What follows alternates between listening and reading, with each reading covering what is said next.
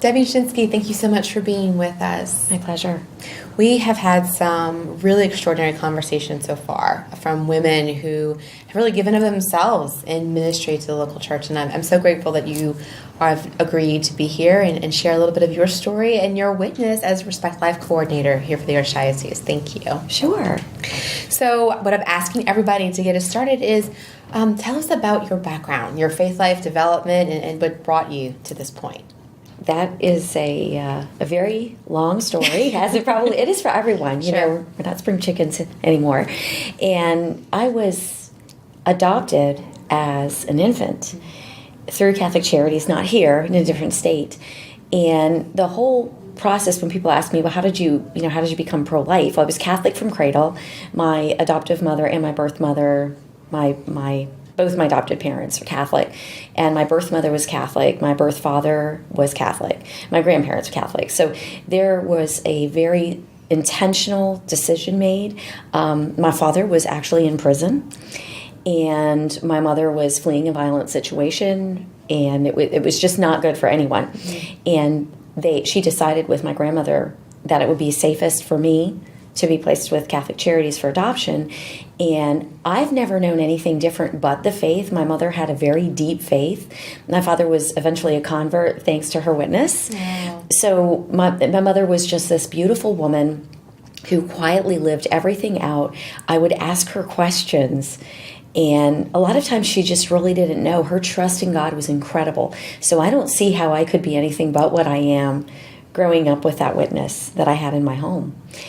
And on both sides, it seems. Your mother and your grandmother, it's interesting. That's been a common theme, that women and the strong faith of women is not a quiet thing. It is really profound. It has a very strong impact on the lives of women and men. And I think that is, especially in the Respect Life office that you've been working with, it's very important to keep that in mind. And the strength of a woman's decision to place a child up for adoption is just incredible. Yes, it is absolutely incredible. My birth mother is one of my greatest heroes, someone of people I know. Sure. She is an incredible witness and came through difficulties. I tell people she was the poster child for why abortion-minded people advocate for abortion. She was the poster child. All the odds were against her to choose life, and she did it anyway. Yeah. That's amazing. So you obviously have this very strong faith background. It's in your blood. It's in your practice, in your home. It's easy to lose sight of that, though, in this world, in this society. How did you maintain your love of your faith through your adulthood into your own family life? Well, my mother, again, it still comes back to her. You know, she was stalwart in everything, even when I was young and stubborn. And, you know, we always had those rebellious moments. We all have rebellious moments. My mother said, too bad. He was still, you know, we're still, this is our church. This is what we do. And there were difficulties in there. My daddy was not a Catholic when I was in high school. Okay. But he 100% supported my mother. You know, when I would say, well, I don't need to go to Mass, and my father would look at me and say, yes, you do. And I think that there were times when I probably challenged him, that it made him think, and it probably had an impact on his own conversion story. He never really shared that, but my husband was his godfather. Oh, wow. So we had this incredible faith life at home. And then when I went away to school, I went to nursing school to begin with. And it carried with me. I couldn't understand. We had a very vocal pro-life element in central Pennsylvania where I grew up. So I couldn't understand in nursing school why someone wouldn't choose life for an unborn child. So that was the vocal part of the pro-life message, the whole spectrum of human life from conception to natural death. We fight for all humanity, but that was the thing, that was the key centerpiece when I was growing up. That was the big fight at that point in time. Right. So I went into nursing school with this great desire to work in OBGYN nursing, and I couldn't reconcile how you could say it was okay to kill that unborn child. The embryology textbooks that we utilized said it's a human life from the moment of conception, right. A unique individual. That has not changed. Science has always shown us. And I found my faith and reason completely joined together in that process. And nursing school affirmed that for me. And people forget that. People like to separate science and religion. And truly, I've been so upheld, really, in my faith by so many people really drawing those connections and making that more of a mainstream thinking when it comes to faith. You can't approach faith blindly. You have to have science and reason together.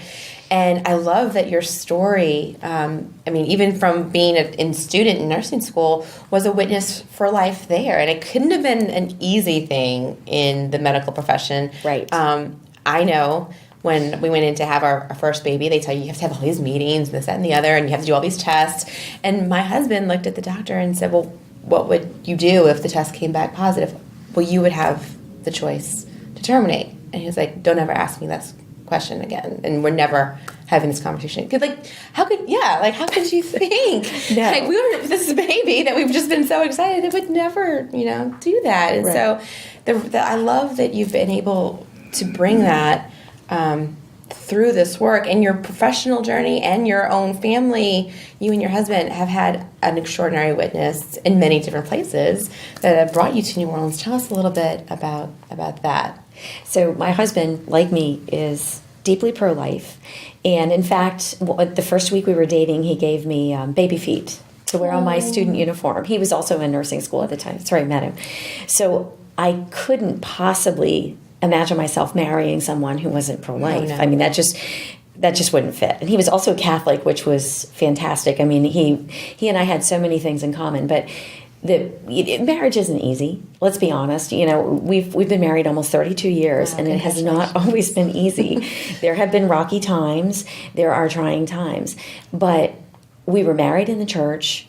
We took it very seriously. Our marriage preparation, I can't tell you how many times I've thought back to the different things that I heard in marriage prep. What I heard when the couples were talking, and especially the priest who prepared us for our marriage. I just took it very seriously. Both our parents had these extraordinary marriages, 49 years for my in-laws and 51 for my parents, before one or both died. Yeah. And so I had this witness, and they didn't say a lot. They didn't have to say a lot. It wasn't necessary. They lived the faith, and my husband and I picked that up as well. Marriage, it was forever for us. We knew there will be hard times. And I've never heard anybody really mince that. It's with the perfect imagery is Christ and his church. Sure. And what did Christ do for us? He was nailed to a cross. So we can see that's our example that marriage is hard sometimes, but it's also beautiful. His witness when he walked the earth, and as it continues to be now, is absolutely beautiful. So it's incredibly spiritually beautiful and can be incredibly spiritually difficult. So one of our biggest challenges that we faced was coming to New Orleans, and it was unexpected. I was here for an NFP training. I was doing the Creighton fertility care practitioner training, and I came here it was a complete accident. It was not planned. My instructor canceled the training where it was originally supposed to be, where I was scheduled to attend, and she said, New Orleans is an option if you can make it. And I said, sure, why not? I was just wanting to get the process done. And I came over here and ended up being offered a job. I was only here to train and take it back to where we lived at that time in North Carolina at the recommendation of my spiritual director, who was also our parochial vicar. And I was here, the job offer. My husband flew in. He said, okay, well, we better look at properties and we better start thinking about where we're going to live. And he was actually here when I had the interview, the second interview. And in that whole process, someone asked him to come back to the room, and they spoke to him as well. And I believe it was Sharon Rhodey asked him, so Don, we really need someone in this position as soon as possible. It's been vacant for a while. When could your wife start? And he said, well, we're leaving for the airport right now. I'm sure we could have her ticket changed and she could stay. And I'm not sure if they completely believed him, but, he was sort of like, well, what do we need? What's needed right now? Where does God need us to be? And that was the approach that we took. Now, I cried the whole flight home. I'm sure. Because I knew absolutely everything in my world was about to change, and it definitely did. But prior to going to the airport, we had a little time to kill, and we decided to grab a cup of coffee in the French Quarter. And we went into a coffee shop, and it was very busy. Everybody was kind of huddled in there because it was rainy and kind of ugly outside. And it was one of those very noisy experiences. And I ran in to get the coffee because he was parked illegally and didn't want to leave the car. It was still running. You know how the tickets are in the city. So I ran in, and as I was turning to leave, on the wall was an artistic rendition of St. Joan of Arc. And it was the quote, "I am not afraid, I was born to do this." And it was one of those movie moments that I had where literally everything got quiet in my head, and it was like tunnel vision. I don't know why I was in a hurry, and I don't know why that stuck. I mean, I can only say probably St. Joan of Arc tapping me on the shoulder and saying, "Pay attention to this. You need to see this." And I read it and I thought, oh, all right, I'll try not to be afraid. I'm going to be brave now. I'm going to be brave. But that was like that little affirmation, if you Holy will. Spirit moving Right. in small, quiet ways. Right. And then the rest is history. Yes, but you have chosen, you're a professional in the medical profession, and you could have done anything. But you have chosen to use your skills, to use your knowledge, to use your experience in service to the church, right? And obviously your background has matched that, but why is it important to you to be able to do that? I didn't have a reason before. It just was one of those things when you wake up every day and you're open to God's will. That was the direction that he was opening the doors and the windows and pushing me in. Mm-hmm. So part of it was just being open to his will and knowing where does he want me to be. And literally every day I wake up and I ask him, what do you want me to do today? Where do you need me? What do you need me to say? Mm-hmm. And that was cultivated through a life of, just seeing my mother pray. Mm-hmm. And growing from simple things like the Our Father, Hail Mary, Glory Be, and sure. teaching me the rosary, and then eventually your own spiritual life. I've had fantastic spiritual directors, and it's just a matter of following God's will. And it wasn't a conscious decision beforehand. It was like, in hindsight, I can look back and see, oh yeah, just listening to his will every day has led me to be here. But parallel to the time that I was working in nursing, I was always active in some Respect Life capacity in my church. Yes. Always. I've been Respect Life coordinators in a number of places. I've been a dual role, like social justice Respect Life person.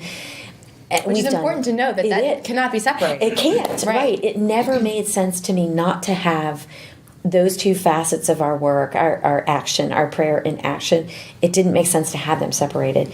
And I was very blessed to be in a parish where that was just sort of like, this is what we do. Yeah. So you naturally follow that. Again, more of God's will. Well, Debbie, I know that we have been very blessed in the Archdiocese of New Orleans with your work in Respect Life. And thank you. I know that there are many who would join me in saying thank you for your witness. And thank you for being a woman in witness. Thank you.